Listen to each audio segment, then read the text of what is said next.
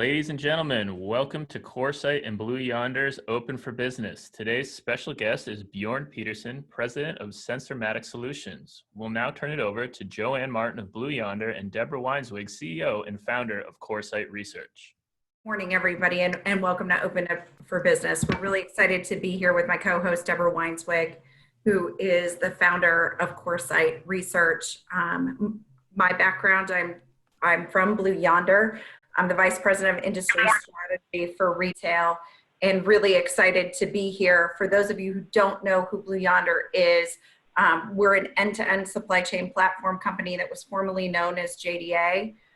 Because we are a global company that works with customers spanning manufacturing and retail, we have the benefit of learning from our customers and understanding their supply chain disruptions throughout this time of COVID. Some of the most prevalent themes emerging going into the recovery stage has been supply chain resilience and disruption within the retail and manufacturing industry, coupled with the acceleration of the technology curve, leveraging AI and ML for forecasting. Bjoern, I'm going to allow you to introduce yourself. Sure. I'm Bjoern Petersen. I'm the president of Sensormatic Solutions. You might not know who Sensormatic Solutions is. We are a technology company that is 100% focused on the retail industry. We are the world market leader in loss prevention. We're the world market leader in customer conversion and traffic, and we're leading the industry in item level inventory accuracy, and through that influence both the working capital position of a retailer as well as their execution capabilities when it comes to omnichannel. That's great. Thank you so much. And we're really excited to have you here. Maybe we could start off by talking a little bit about how has the COVID crisis impacted Sensormatic during this time. I know that you both service retailers, and so you have insight into how customers are responding, but how has your company responded and what impacts have you seen? Yeah, thank you, JoAnn. So we are going to market in over 100 countries in the world. So we have seen this crisis in different geographies, starting obviously in China, where we were impacted first, and then it has rolled for us through the rest of the world. Currently, the hardest impact is in Latin America. While the markets in North America and in Europe are starting to show some recovery. We are a vertically integrated company, so we are manufacturing and distributing and installing our own goods. And because of that, we had, given that you are a supply chain expert, we had some issues with the supply chain early on in the crisis. In our case, it is not consumer goods, it is electronic components that we are sourcing and as raw materials.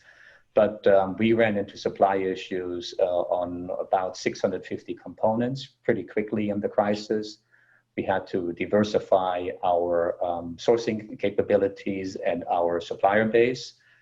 We then ran into issues like many of you on transport and shipping routes. So we needed to reroute goods to get them in time to market.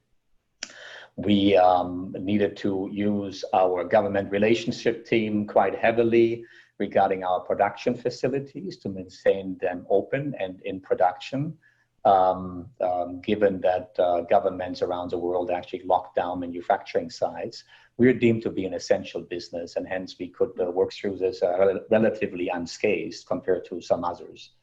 And then obviously it went from there more into demand changes. Obviously our customer base was, and still is, severely impacted. So we have demand change patterns, and our collaboration on demand forecasting inside the company needed to improve dramatically, essentially, so that we get the demand signals right and we don't get into an inventory overhang, which many of you are facing right now, especially when you're in apparel, footwear, and accessories. Welcome.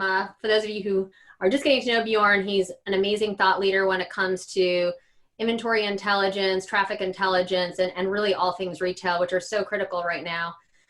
Along those lines, Bjoern, we've had many questions on demand forecasting, but also it's interesting, right? It's on both sides. If you're an essential retailer, you're facing out of stock issues. If you're, non-essential, you may be trying to figure out what to kind of keep on your shelves and what to pack away. So can you kind of help us compare and contrast the challenges that both types of retailers are having right now? Yeah, no, I think it's an excellent question, right? We obviously saw that the essential retailers, so that's predominantly grocery, mass merchants, and DIY in most countries stayed open, whereas all the non-essential retailers were closed. So on the essential side, I think what we saw is a dramatic demand spike.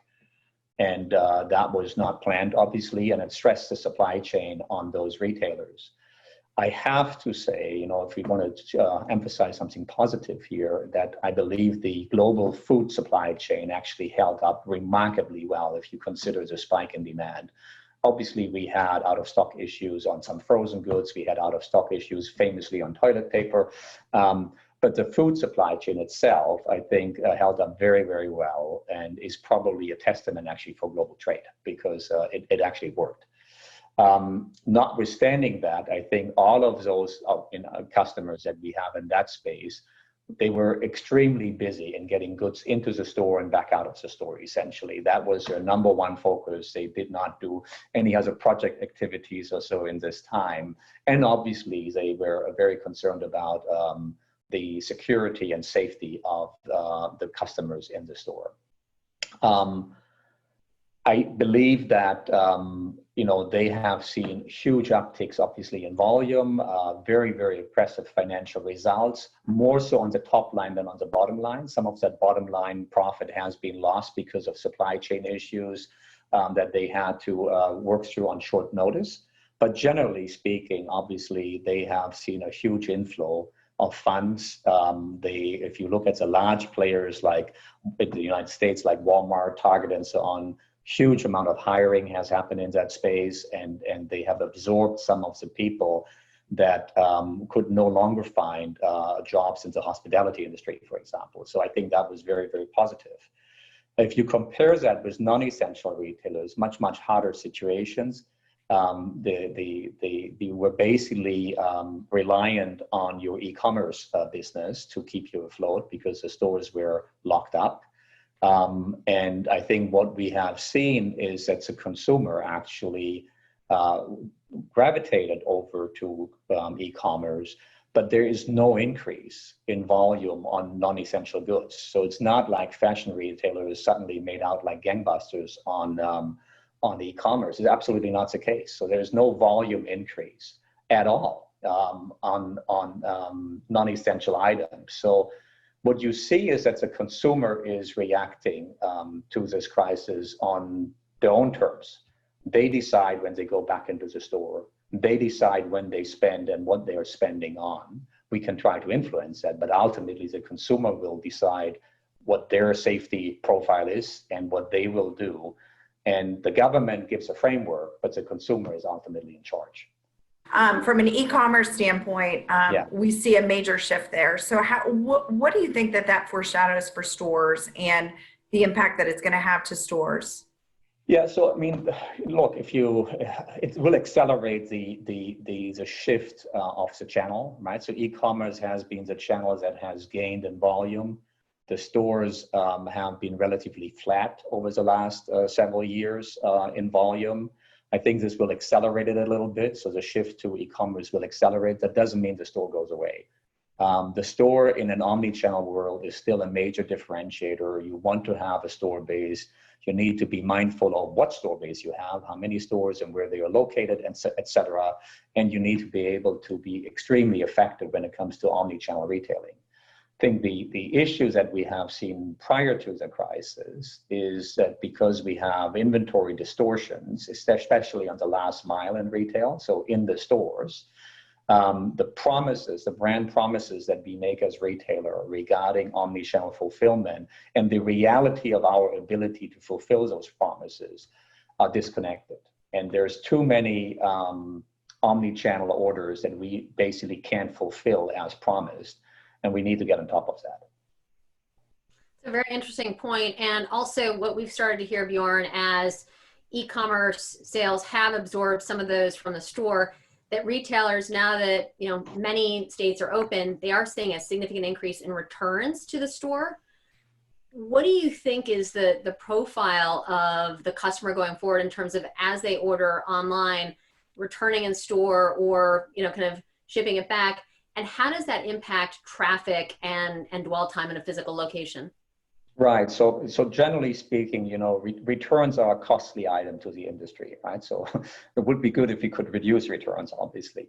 But if returns happen and they happen in the store, that's actually a good thing, because if they come to the store, you at least have the chance to influence them on an impulse buy and create an opportunity to sell something that is not predetermined, not pre-planned. And I think that's a good thing. Now, how you manage returns, I think, is an interesting conundrum. So we had shown, I think 2 years ago, a prototype at NRF where we had an automatic return kiosk, because we know that different formats want to optimize their labor allocation towards the return process. So that was an interesting concept, and had created a lot of noise on the show floor, but ultimately not to execution in real life, which was kind of interesting, right? So, but there's really I think there will be a trend to more automate the return process if possible. But having the consumer in the store is not a bad thing for a return. I think that's actually a good thing, because it gets traffic back up, and you have the chance for the impulse sale. So when you look at returns have the impact of impacting your on-hand inventory and your accuracy associated with it, but so does shrink. Yeah. What trends are you seeing on that front, and how are you seeing retailers combat the challenges that they're seeing in inventory accuracy? Yeah, so that's a rich question, because you picked on 3 or 4 different topics here.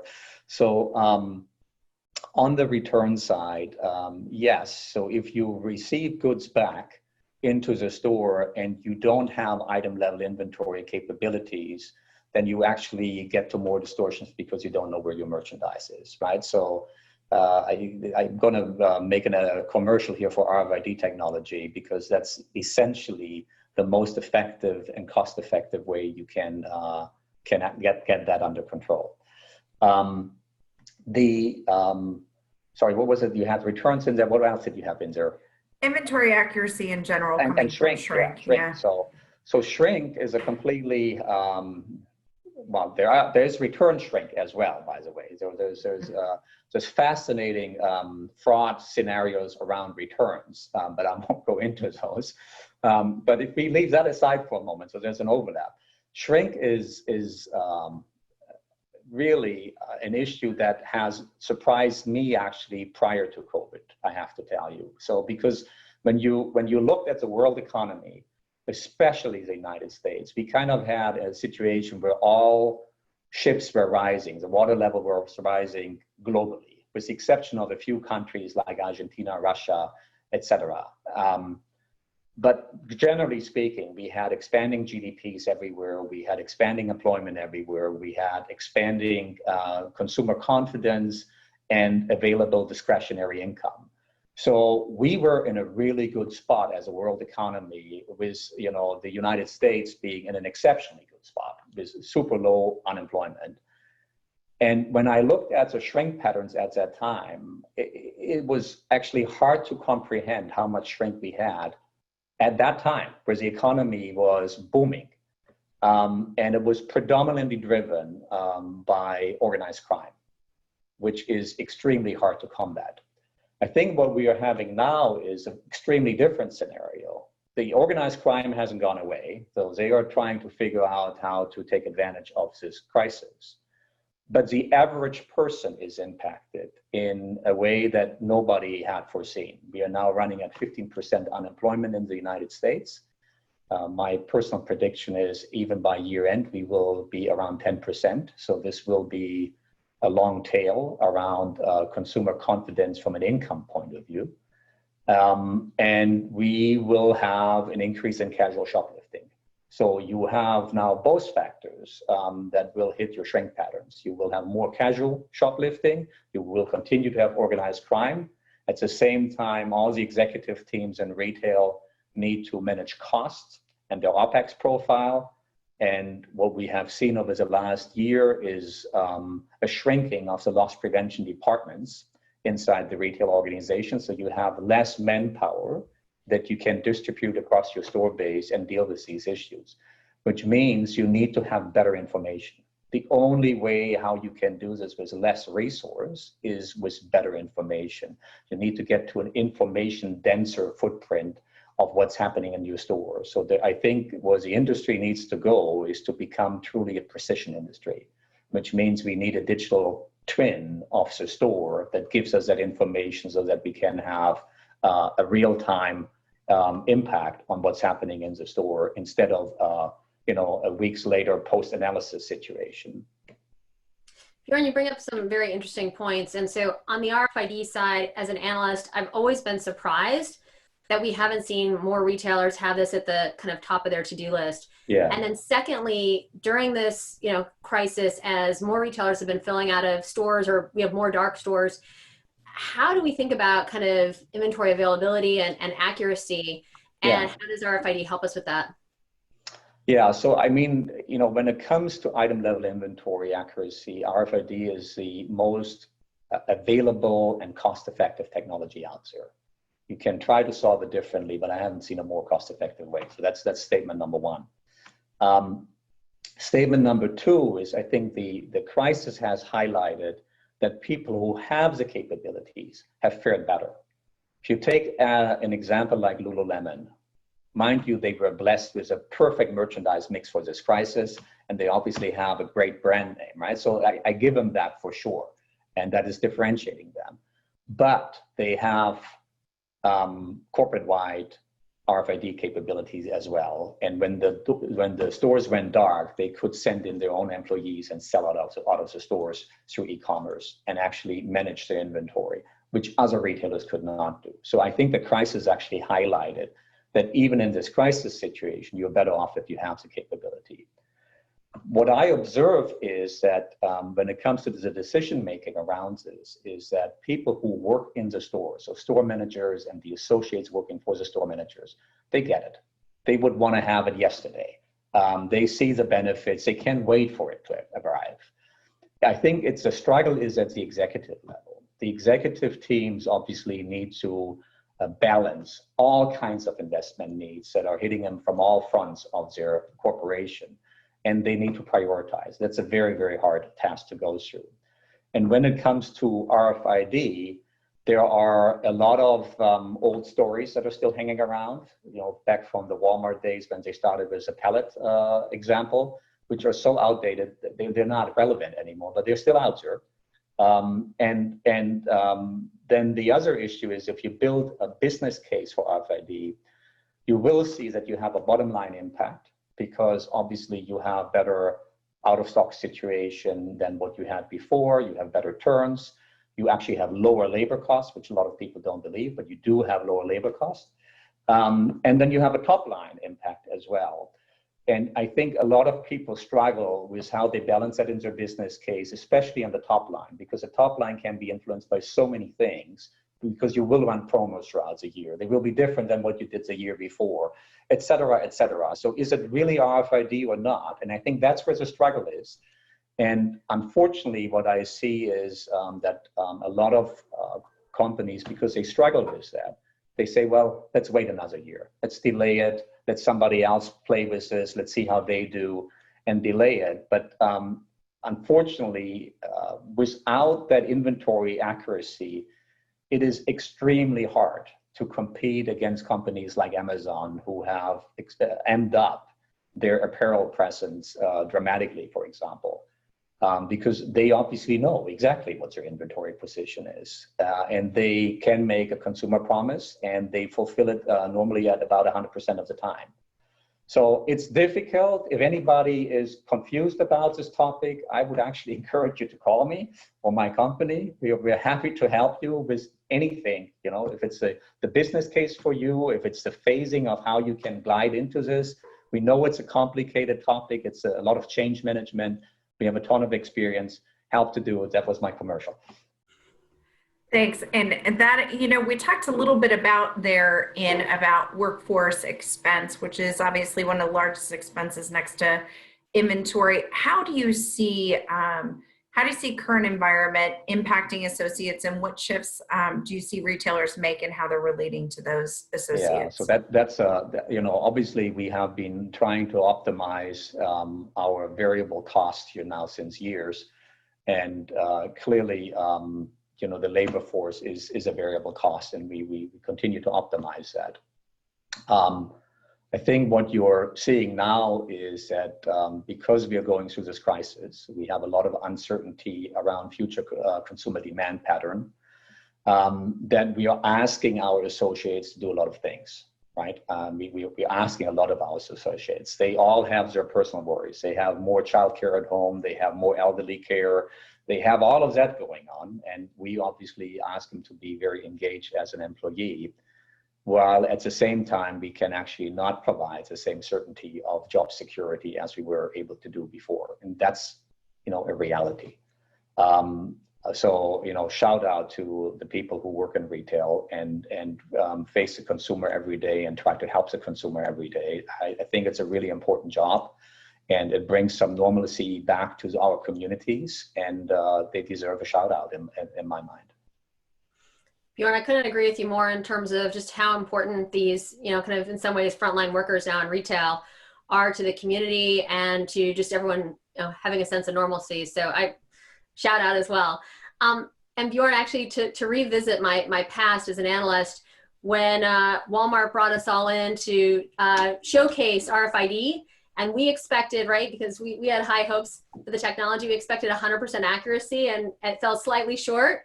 So I do think that, from an analyst perspective, we potentially dampen the enthusiasm for other retailers to adopt. I do think that there are many reasons right now. So it's a very interesting time, and very much a part of the heritage in terms of how we got here. Yeah, I mean, 100% would be great, right? but really 100% is probably unachievable. But if you compare that, right, if you take a normal apparel retailer, and let's say you do a manuals count once a year, and then you go into your season, the season goes through, you get into the busy season before Christmas, and you haven't had a count for 9 months or so now. The distortion that you actually have is that you operate at around 70% inventory accuracy. It's that bad, wow. Right? And so I don't have to get to 100%. If I can get you to 95, 98%, it is a world apart from what you're operating on today. When you think about that from an inventory accuracy standpoint, we talked a little bit a couple minutes ago about a digital twin and real-time inventory. We've talked about RFID. What other technologies do you think retailers are seeking out right now, or they feel like they wish they had during this time frame? I think conversion matters more than ever. Now before you were trying to drive traffic, and you basically assume that a percentage of the traffic will translate into conversion.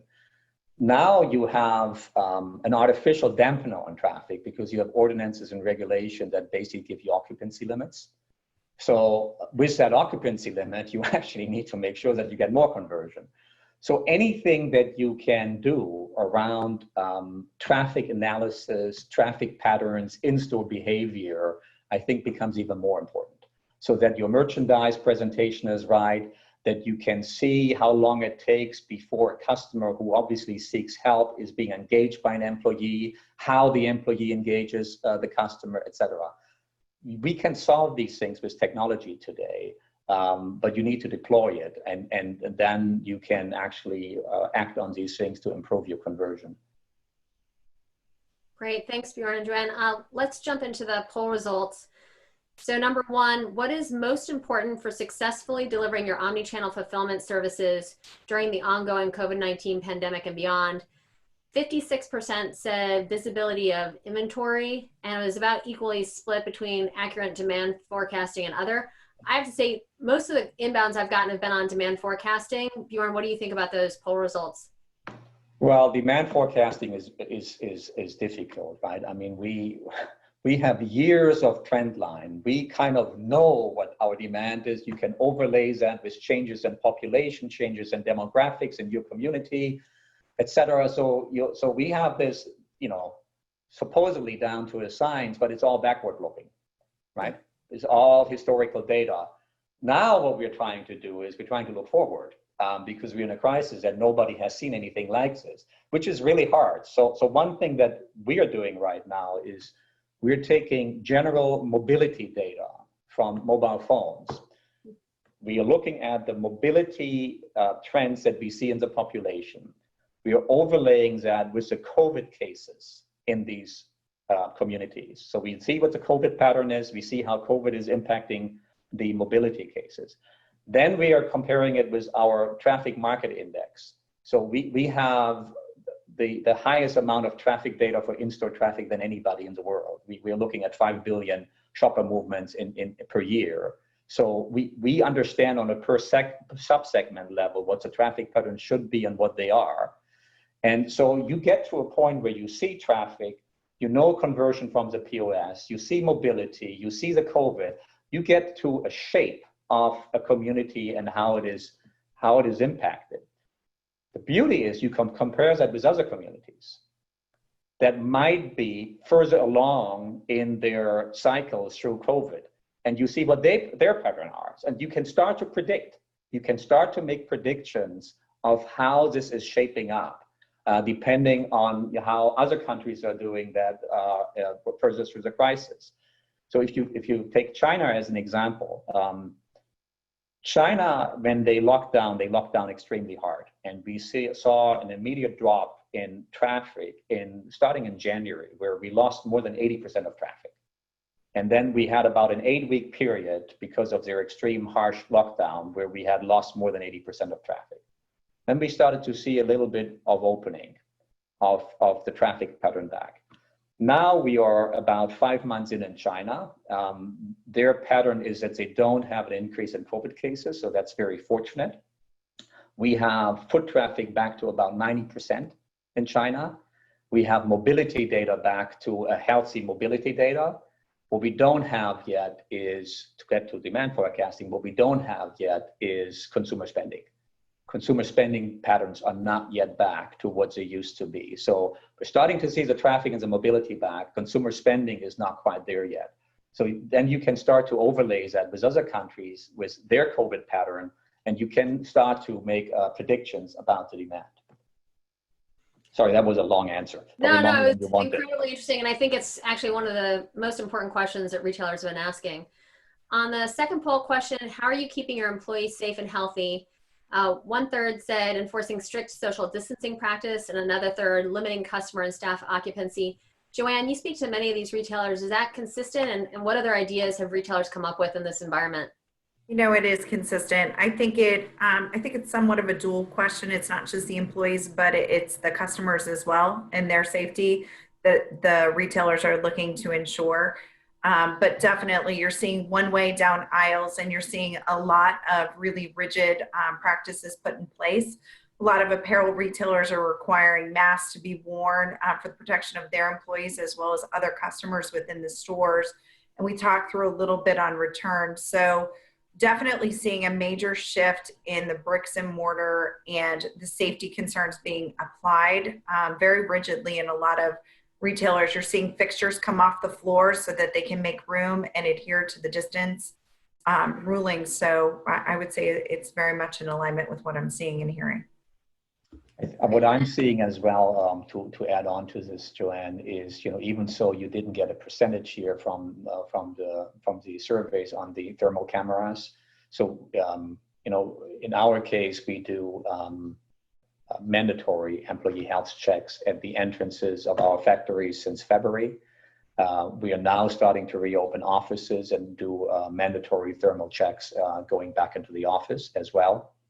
And I see, because we are selling these solutions, that retailers are buying for their warehouse operation, and they're buying depending on the store sizes and so on for their stores to ensure that the associates that come into the store are proven to be healthy. So I see a demand there as well. So the next one, I think the answers are really interesting. What steps are you taking to combat shrink and organized retail crime for when your stores reopen? 44% are investing in technology solutions. but 19% are not doing anything, which doesn't seem like the right thing to do. Bjoern, what kind of advice can you give to people? Yeah, so this is obviously difficult, right? Because you reopen up, there's a lot of pressure on the financials. You will not have more staff. My advice would be, if you are not having a rigorous tagging strategy because of the very real risk that casual shoplifting will increase substantially, you need to tag items.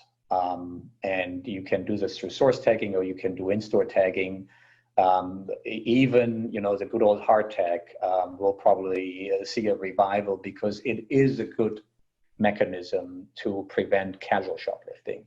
Won't help you much with organized crime, but it will help you prevent casual shoplifting. So I would do these simple things, right? Like tagging, making sure that your exit systems are operational, and to the degree that you have loss prevention officers available, make sure that you have the information backbone behind these hardware solutions, that you can point them to the hotspots at the right time. Because if you have the backbone, if you have the IT backbone behind it, you know at which doors, at what time, and which day in the week, and which store you have a peek and shrink, and you can deal with that, right? So that would be my advice. And then the last poll question I also think is very interesting. Rank the following in-store retail processes in order of importance for the successful reopening of your store. It was completely even between inventory visibility, occupancy, social distance tracking, and contactless checkout. JoAnn, how does that, kind of rank versus what you expected? I'm a little surprised by this. Inventory visibility is one of the things that we're hearing the most about, and most of it goes back to what Bjoern was speaking about before, about inventory accuracy, especially as it comes to fulfilling the customer demand for online orders. So as we see that huge pivot to online, having inventory visibility and being able to service the customers has become one of the biggest conversations we're having today. It's predicting the demand to fulfill it, but it's also, where is that inventory throughout my network to be able to supplement the customer's needs. So though the others I would by no means minimize in importance, and definitely are focal points, I think understanding where your inventory is for a lot of retailers seems to be the more prevalent conversation that we're hearing about. Great. JoAnn, I'll kick off the Q&A and then turn it over to you.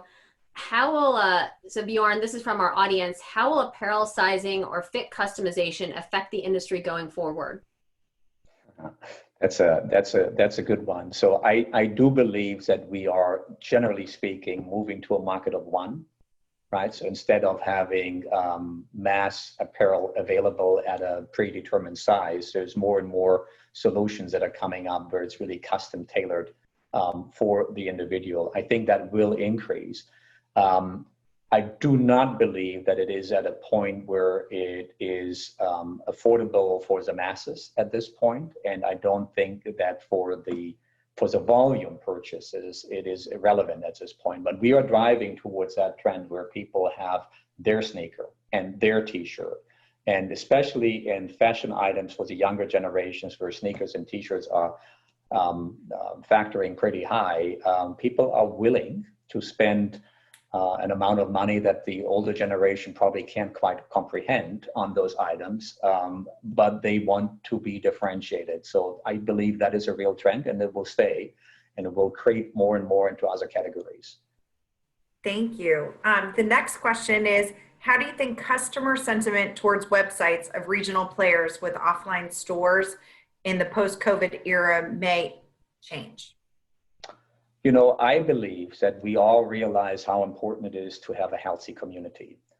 And that means small to medium enterprises matter, because if they all were to disappear, the community would look very, very differently. So if you have retail organizations that are not nationwide large players, but smaller players, what I see in the community when I talk to people is they actually go out of their way to help those stores. They want to purchase from these stores because they want them to survive. Now, at the same time, the very same consumer is spoiled by the technology investments that the big players like Amazon and Walmart can make. So it is necessary for these smaller players to have an appeal and a consumer experience that is somewhat comparable, obviously at a much, much lower expense point. But if they can get that, I think the consumer will disproportionately try to support the small to medium enterprises, because we all understand how important they are for the future of our communities. This is a great question. In your opinion, how can retailers best position themselves to have actionable insights, as there are a lot of persistent problems around unification of data and its correct interpretation? Yeah, so that is a huge issue, because we build these IT systems over decades. We build them in silos, and the one source of the truth is still eluding many, many retailers, right? There is no easy answer to that one, I have to say, right? Depending on your IT footprint, there is probably a specific answer for you. Clearly, I think what we have seen is that through data marts, data lakes, et cetera, you can combine data between disparate legacy systems and then draw conclusions out of the data lake, instead of trying to have these systems talk to each other. That is an opportunity, but that is, in most cases, an analytical opportunity that is kind of post-case, right? So it is looking at trend lines, et cetera, instead of being real time and being able to act real time. But it is better than having 3 different data points that you can't reconcile. Ultimately, it requires an investment into a modern IT infrastructure, sorry, not industry, IT infrastructure.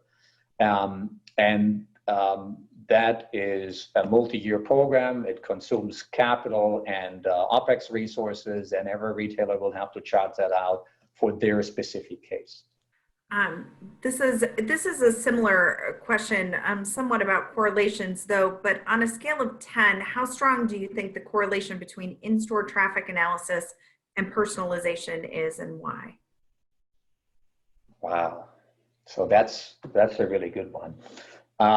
So, you know, we have played around with that topic. So we had trials, for example, with Facebook and Google, where we correlated either their search algorithms and their search activity down to an individual, or Facebook activity with our information inside the store, and try to basically understand, if you do promos on social media down to the individual, if the individual opt in and you can recognize the individual, how does that translate into in-store behavior, and you know, what can you learn from that?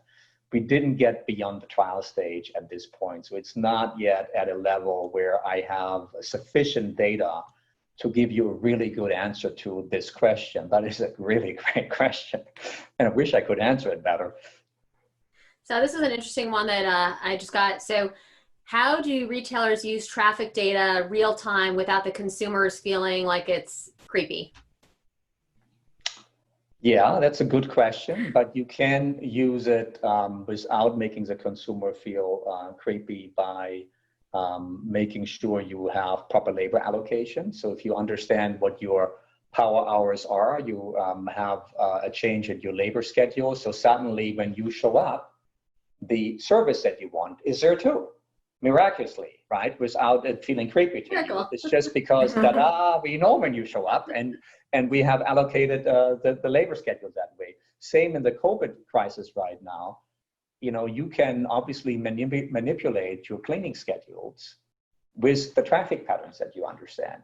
And I believe it is extremely important right now to improve consumer confidence. We can't change the income level. That's what it is, right? It's a GDP big question. But as a retailer, you can make sure that you comply to the ordinances on occupancy and have a solution for that.